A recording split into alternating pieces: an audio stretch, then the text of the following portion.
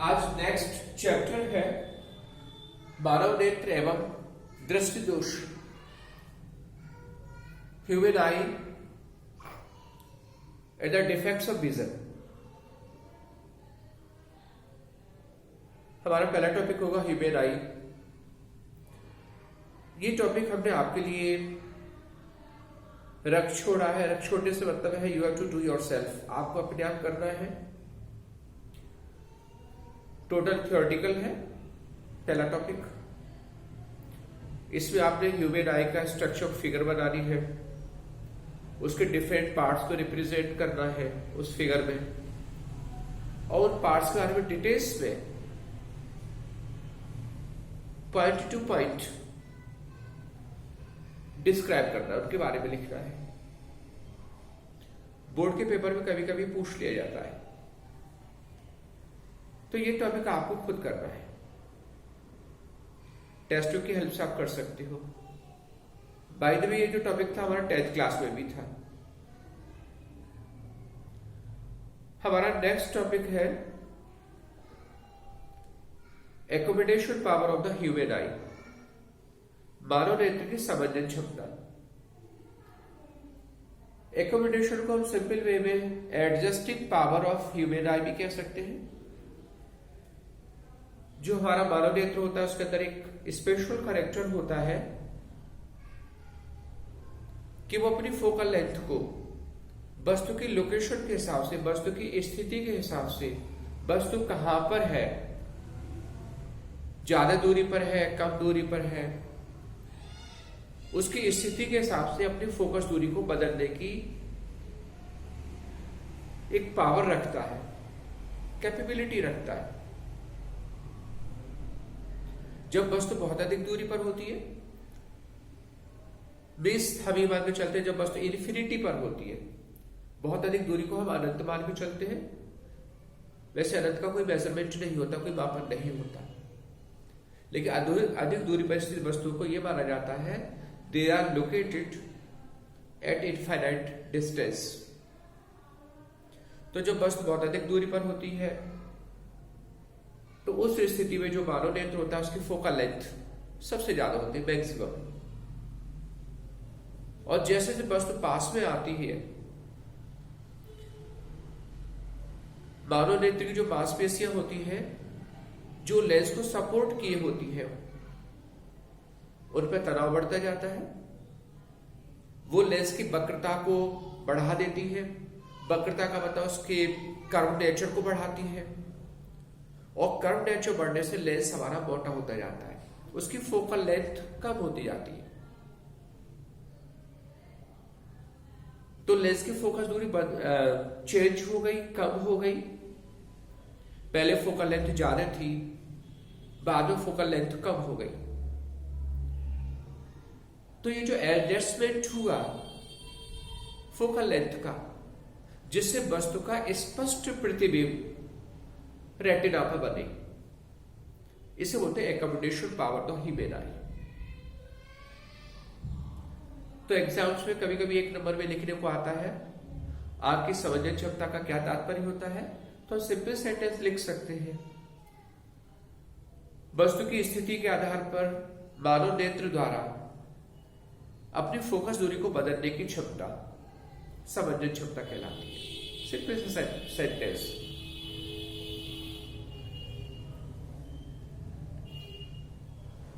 ये जो पावर होती है, ये जो कैपेसिटी होती है, या ये जो कैपेबिलिटी होती है, ये जो कैरेक्टर होता है, ये ग्लास के लेंस में नहीं होता, कांच के लेंस में नहीं होता है। कांच का लेंस तो एक डेफिनिट फोकल लेंथ का होगा, वो अपनी फोकस दूरी को कभी नहीं बदल पाएगा, जबकि ह्यूमन लेंस में ऐसा है। तो कभी कभी डिफरेंस पूछने का है तो बेसिक ये डिफरेंस होगा दोनों में। ह्यूमन जो लेंस होता है हमेशा कॉन्वेक्स होता है, जबकि जो कांच का लेंस होता है वो कॉन्वेक्स भी हो सकता है, कॉनकेव भी हो सकता है। दूसरा डिफरेंस ये भी है।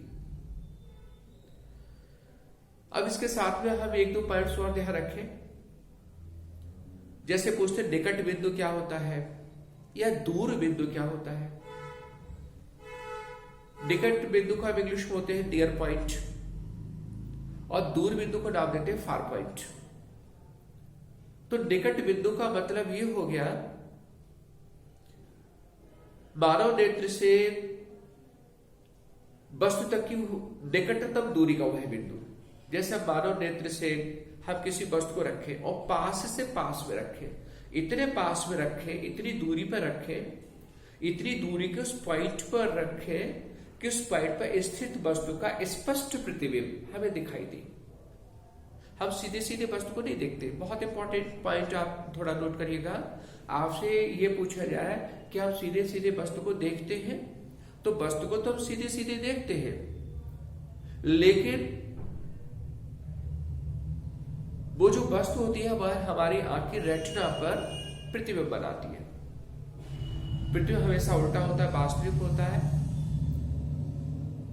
लेकिन वो जो उल्टा प्रतिबिंब जो बनता है उसका सीधा बनना हमारे जो इंद्रियां होती है, इंद्रियां जो हमारे दिमाग की इंद्रियां होती है, उससे हमारी इमेज हमें सीधी महसूस होती है। ये बायो में आप डिटेल्स में पढ़ सकते हो इस बारे में। तो कुल मिलाकर के हम आपको ये बता रहे थे निकट बिंदु क्या होता है। तो निकट बिंदु निकटतम दूरी का वह बिंदु जहां पर रखी वस्तु स्पष्ट दिखाई दे, निकट बिंदु कहलाता है। एक स्वस्थ आंख के लिए जो निकट बिंदु की दूरी होती है वो होती है 25 सेंटीमीटर। इसी तरह से दूर बिंदु क्या होगा, इंग्लिश में बोलेंगे फार पॉइंट। तो अधिकतम दूरी का वह बिंदु। हम किसी वस्तु को आंख से दूर रखें और इतनी दूर रखें कि उस अधिकतम दूरी का वह पॉइंट जहां पर रखी वस्तु हमें स्पष्ट दिखाई दे, दूर बिंदु कहलाता है। एक स्वस्थ आंख के लिए इसका जो मान होता है वो अनंत लेके चलते हैं। तो ये दो बहुत इंपॉर्टेंट पॉइंट है, निकट बिंदु की दूरी और दूर बिंदु की दूरी। तो स्वस्थ आंख के लिए निकट बिंदु की दूरी 25 सेंटीमीटर, दूर बिंदु की दूरी अनंत। लेकिन अगर आंख में हमारे किसी तरह का दोष है, चाहे वो निकट दृष्टि दोष हो, आगे चल के आपको पढ़ाएंगे, चाहे वो दूरदर्शी दोष हो, तो हमारी जो दूरियां होती है, जो पॉइंट्स होते हैं, ये बदल जाते हैं। दोष होने पर जो निकट बिंदु की दूरी होती है वो 25 सेंटीमीटर से बढ़ जाती है, और दोष होने पर जो दूर बिंदु की दूरी होती है वो अनंत से घट जाती है। फॉर एग्जाम्पल, जैसे आपसे यूं कहा जाए कि एक ह्यूमन आई, एक मानव है, नेत्र है, वो 50 सेंटीमीटर से लेकर के 10 मीटर तक की वस्तु को देख सकता है। वो स्टार्ट करता है 50 सेंटीमीटर से देखना, मतलब कम से कम वो वस्तु को देख सकता है जो 50 सेंटीमीटर की दूरी पर हो, और अधिकतम उस वस्तु को देख सकता है तो 10 मीटर की दूरी पर हो। अब आपसे ये पूछा जाए, एक तो उसकी विजन की रेंज बताइए, उसके दृष्टि की सीमा बताइए, परिसर बताइए। तो देखो, दृष्टि की परिसर तो हो गई 50 सेंटीमीटर से 10 मीटर। निकट बिंदु की जो दूरी हो गई वो 50 सेंटीमीटर हो गई, दूर बिंदु की जो दूरी हो गई वो 10 मीटर हो गई। ये सब बातें हमें न्यूमेरिकल्स के लिए ध्यान रखने की आवश्यकता होगी। तो ये थे हमारे निकट बिंदु, नियर पॉइंट, और दूर बिंदु जिसे बोलते हैं फार पॉइंट।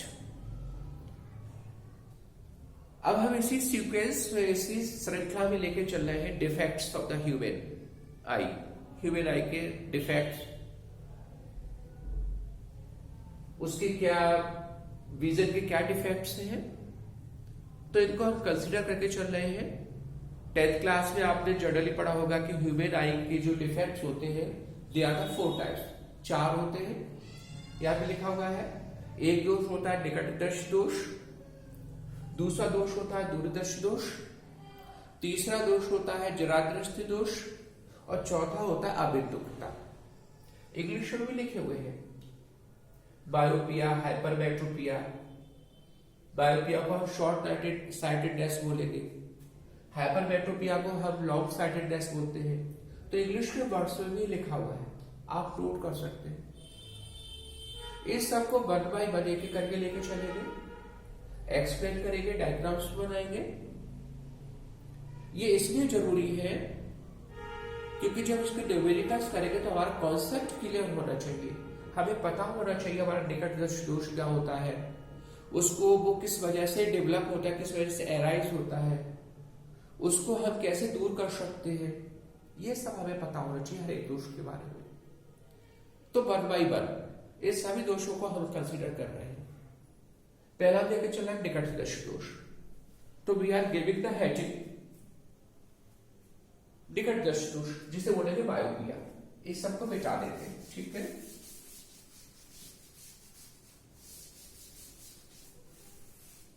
जैसे देखो वर्ड से लग रहा है निकट दृष्टि दोष, लग तो ये रहा है कि निकट की वस्तु को देखने में कोई दोष होगा। अगर हम मतलब अपने पास की निकट की वस्तु को देखें तो उनको देखने में शायद वो हमें साफ दिखाई न दे, लग तो कुछ ऐसा रहा है निकट दृष्टि दोष, लेकिन ऐसा नहीं होता। नाम के अनुरूप ये कुछ उल्टा है। निकट दृष्टि दोष में निकट की वस्तु तो साफ दिखाई देगी, ऐसी वस्तु जो मानव नेत्र के पास में, हमारे पास में है, वो तो हमें स्पष्ट दिखाई देती है, लेकिन जो दूरी पर होती है, अधिक दूरी पर होती है, वो अस्पष्ट होती है, वो साफ दिखाई नहीं देती। तो हम क्या लिख सकते हैं निकट दृष्टि दोष में? मानव नेत्र का वह दोष या मानव नेत्र में वह दोष जिसमें निकट की वस्तु को तो हम स्पष्ट देख लेते हैं और दूर की वस्तुएं स्पष्ट दिखाई नहीं देती, निकट दृष्टि दोष कहलाता है। बात इंपॉर्टेंट है, आप नोट कर सकते हो अपनी कॉपी पर।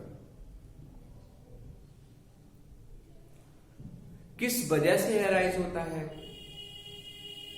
तो इसका जो रीजन हो सकता है, 2 कारण हो सकते हैं। एक कारण हो सकता है हमारा जो ह्यूमन आई, जो मानव नेत्र है, उस मानव नेत्र का जो गोलक होता है, जिसे बोलते हैं आई बॉल, उसके साइज का बढ़ जाना। 2 कारण हो सकते हैं।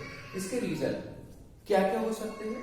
तो पहले रीजन से पहले हम एक लाइन लिख लेते हैं, चलिए वो लिख लेते हैं। व्हाट इज द दोष?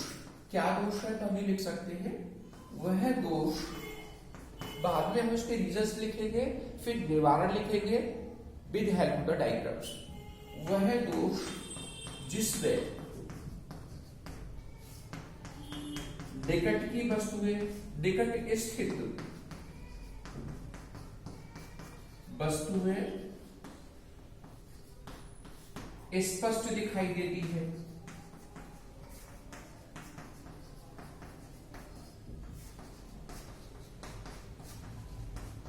परंतु दूर की वस्तुएं अस्पष्ट हो जाती है, अस्पष्ट हो जाती है।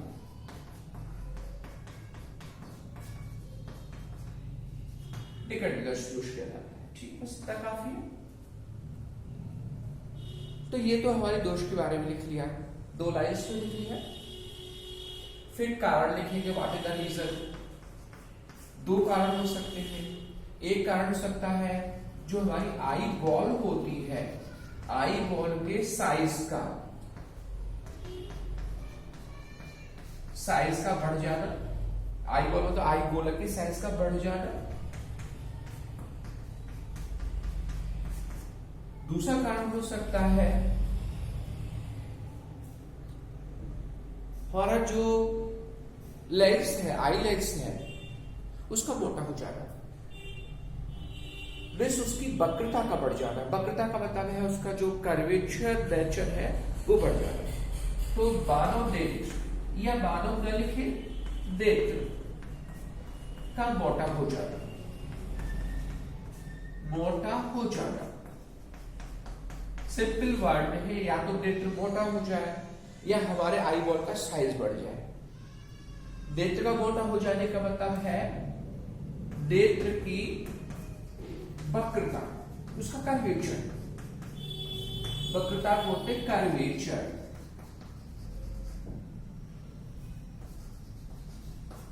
का बढ़ जाना।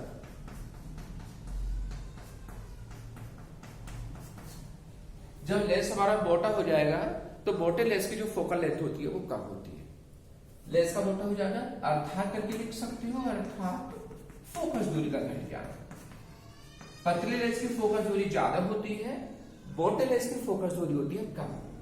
फोकस दूरी का घट जाना। तो दो रीजन है, इनमें से कोई भी एक कारण अगर बनता है तो ये डिफेक्ट हमारा क्रिएट हो जाएगा। अगर कोई एक कारण बने, या तो हमारी आई बॉल है उसका साइज बढ़ जाए, या हमारा जो लेंस है वो मोटा हो जाए, कोई एक बात हो जाए तो हमारी दोष, ये बेकार आंख में ये दोष उत्पन्न हो जाए।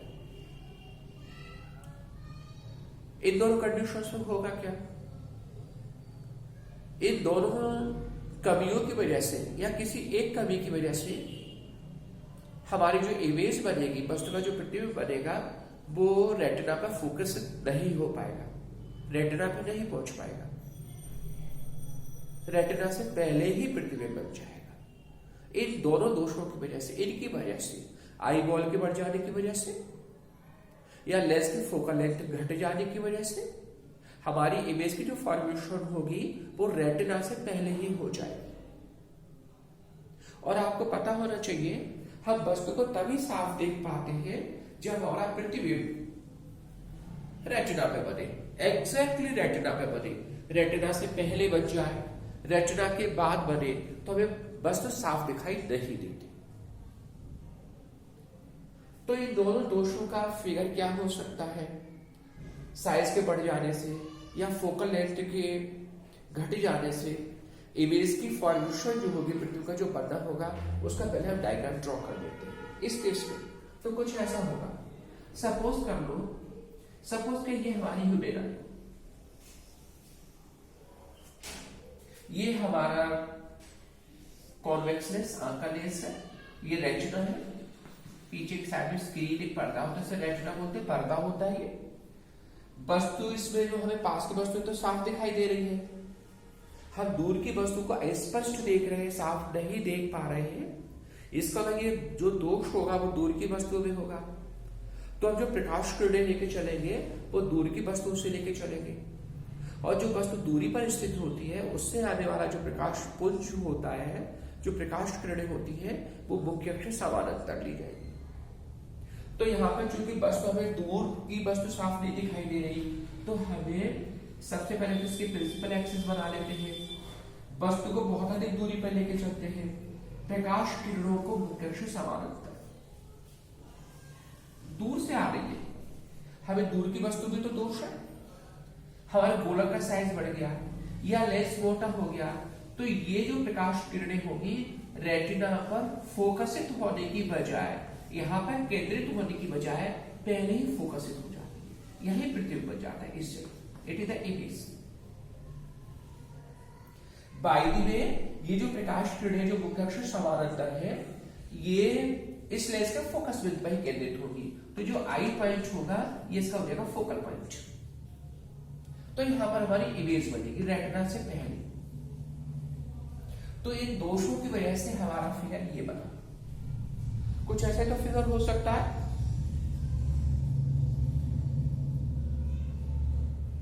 अब आपसे कहें इस दोष का निवारण कैसे कर सकते हैं?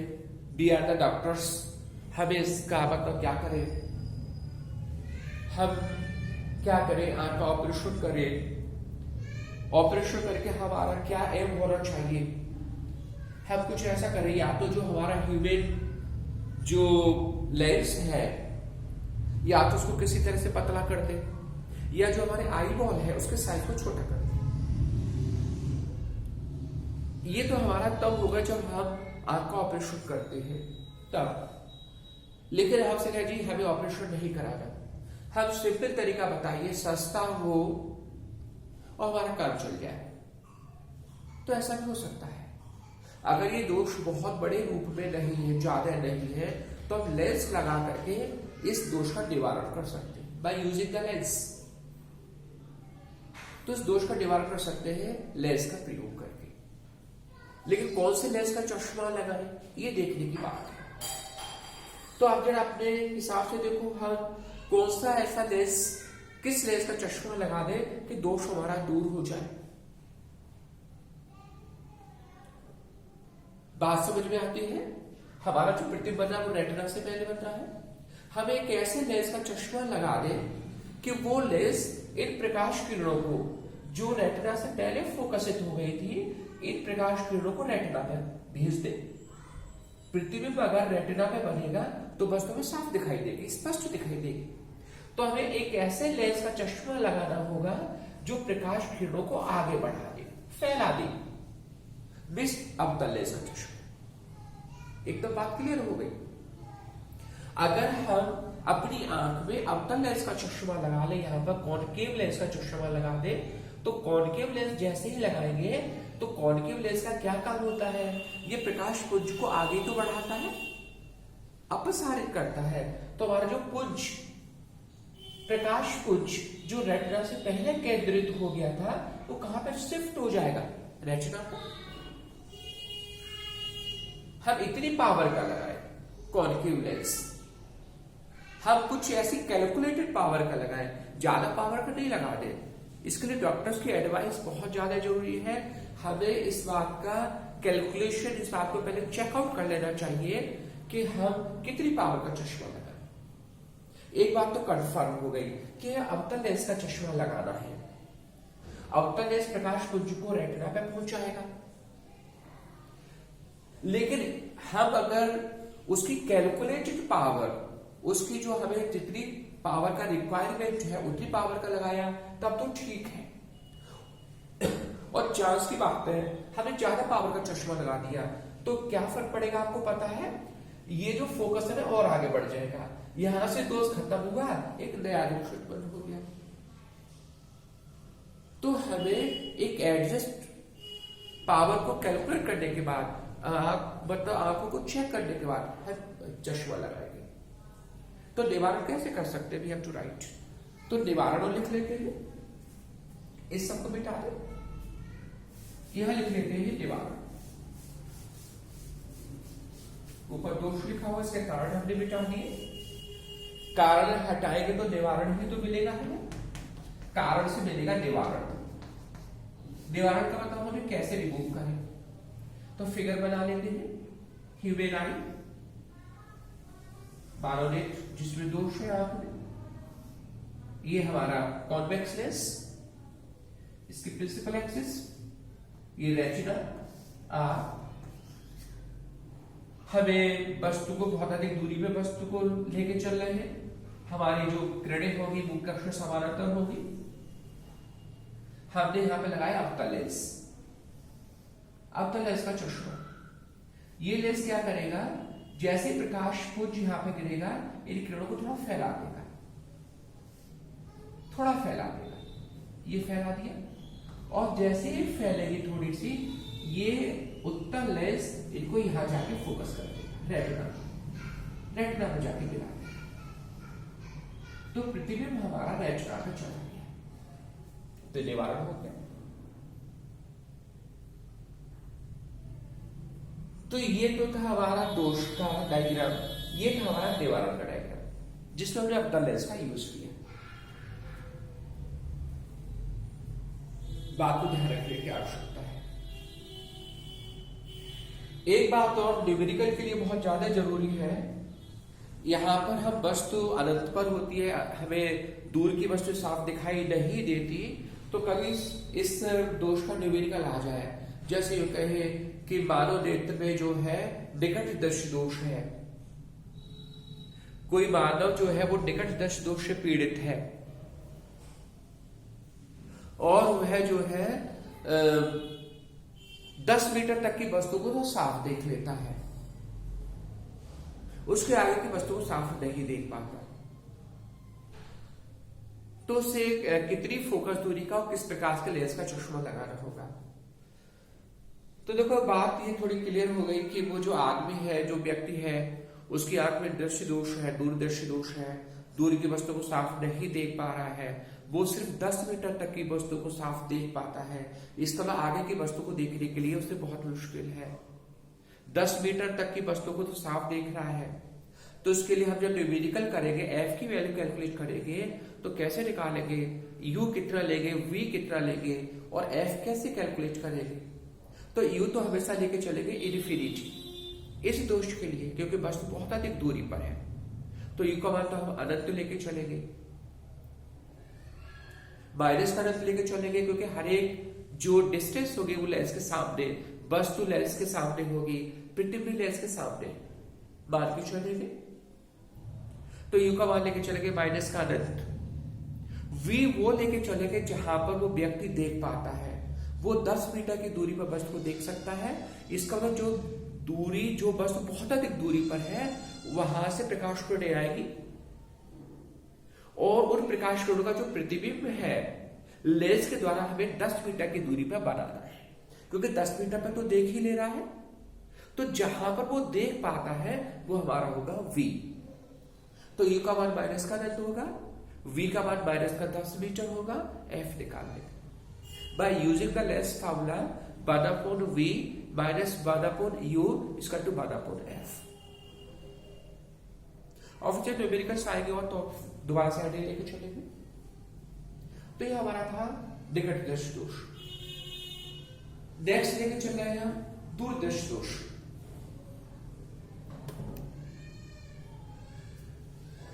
दूरदर्शी दोष इसका बिल्कुल रिवर्स है। यहां से ये हेडिंग मिटा देते हैं और लाइन में थोड़ा चेंज कर देते हैं, नेगेटिव की जगह कर देते हैं हम दूरदर्शी दोष। आपको तो नए सिरे से लिखना होगा, आप मिटा नहीं सकते इसको। इंग्लिश में बोलते हैं लॉन्ग साइटेडनेस, हाइपरमेट्रोपिया या लॉन्ग साइटेडनेस।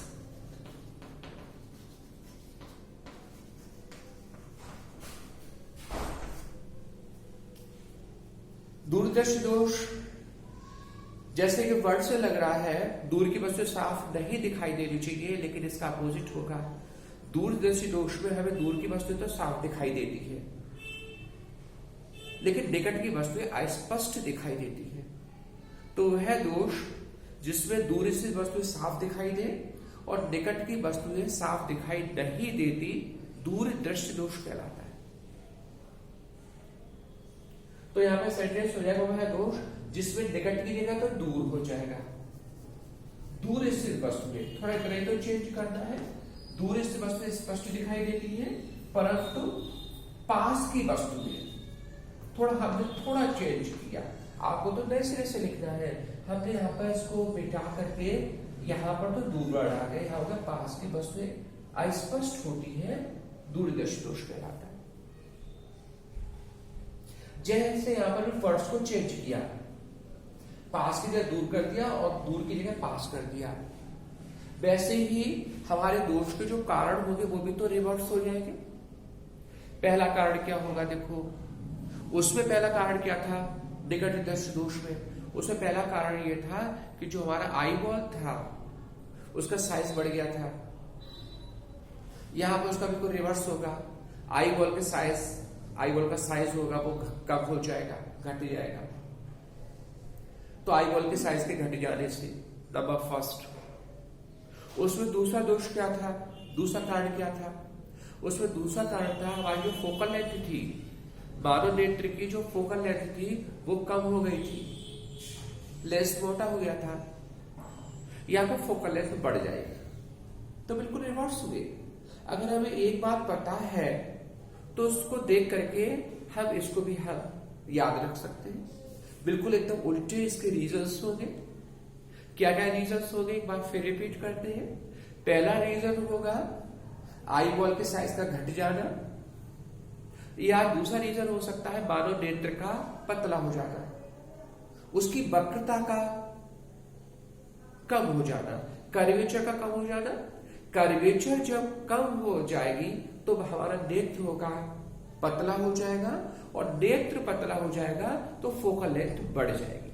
तो इसमें फोकस दूरी बढ़ जाती है, उसमें फोकस दूरी घट गई थी, इसमें फोकस दूरी बढ़ जाएगी। फिगर कहां बनेगा, इसके फिगर को दिखाता हूं।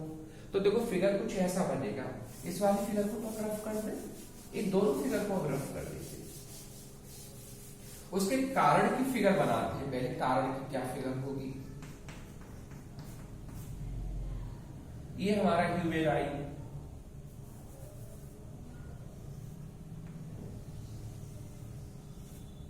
ये इसका रेटिना,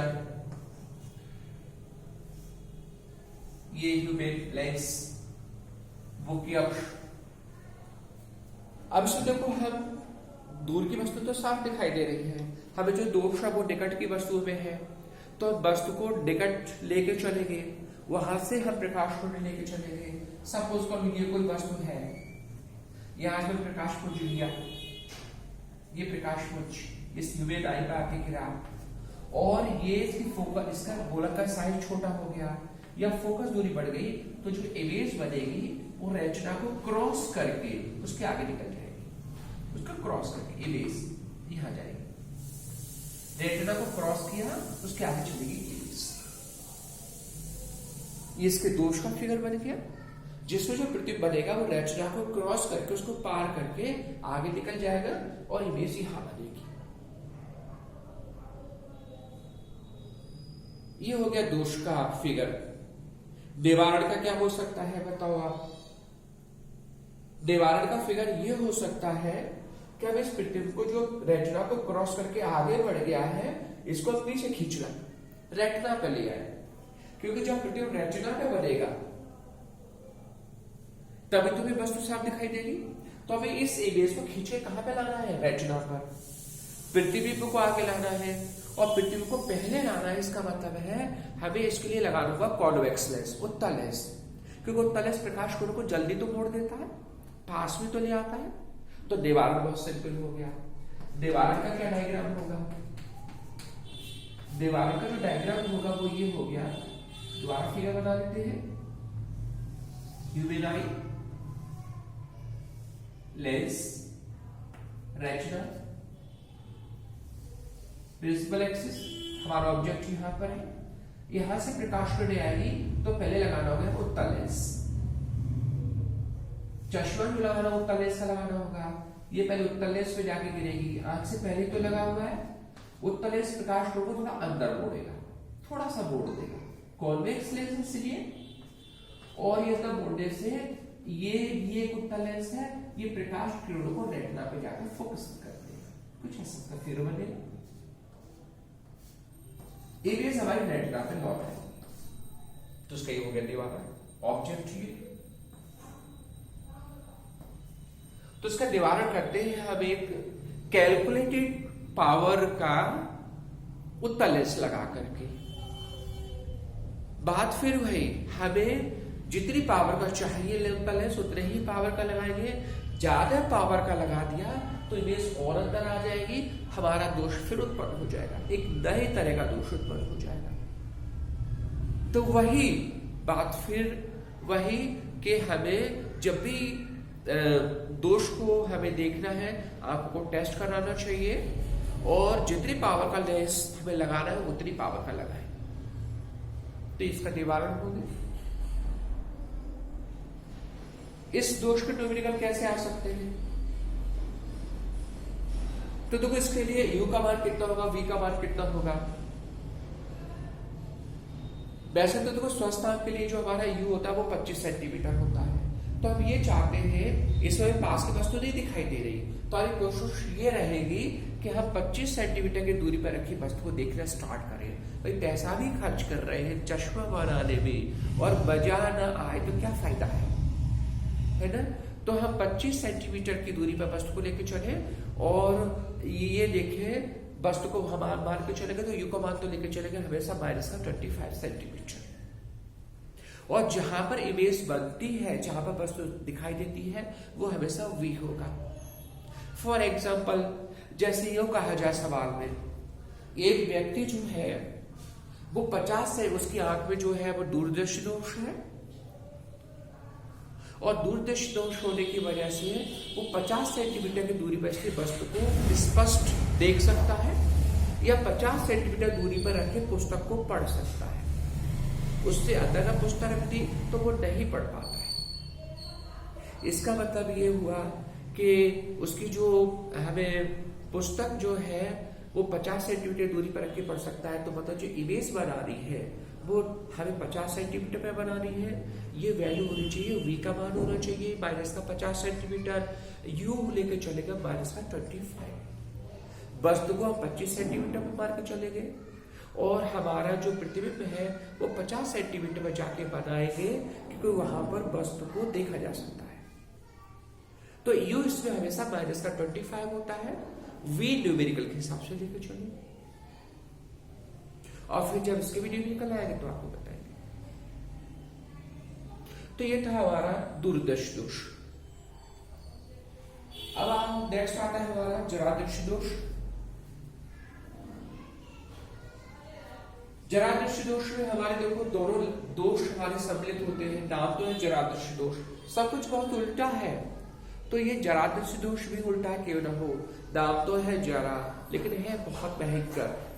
इसमें दोनों दोष शामिल होते हैं। निकट दोष भी इंक्लूड होता है, दूरदर्श दोष भी इंक्लूड होता है। मतलब न तो हम पास की वस्तु को साफ देख पाते हैं और न हम दूर की वस्तु को साफ देख पाते हैं। अब चूंकि इसमें दोनों दोष होते हैं, इसलिए हमें दोनों तरह का चश्मा लगाना होगा। दोनों स्टाइल का मतलब ये होगा, ऐसा नहीं होगा कि एक लेफ्ट साइड में हम कॉन्वेक्स लेंस का चश्मा लगा दें तो राइट साइड में कॉनकेव, ऐसा नहीं। यहाँ पे जो चश्मा लगाएंगे वो ऊपर नीचे वाले पोर्शन में जो हम चश्मा बनाए उसके नीचे वाले हिस्से में तो होगा कॉन्वेक्स लेंस, उत्तल लेंस का चश्मा, ऊपर वाले हिस्से में होगा कॉनकेव लेंस। इसे बोलते हैं बाईफोकल लेंथ। द्विफोकसी चश्मे का यूज करना होगा, जिसमें नीचे वाले पोर्शन में कॉन्वेक्स लेंस कम दायरे का, ऊपर वाले दायरा ज्यादा होगा, उसमें कॉनकेव लेंस का चश्मा लगाना होगा जरादृश दोष को दूर करने के लिए। तो बात ध्यान रखने की है, इसमें दोनों दोष हमारे सम्मिलित होते हैं और दोनों का निवारण कर सकते हैं हम द्विफोकसी लेंस का चश्मे का यूज करके। फिर चौथे नंबर पर आता है हमारा अबिंदुकता। इसमें कुछ इस तरह का दोष होता है कि एक ही स्थान पर स्थित हमें ऊर्ध्वाधर और क्षैतिज वस्तुएं एक साथ दिखाई नहीं देती।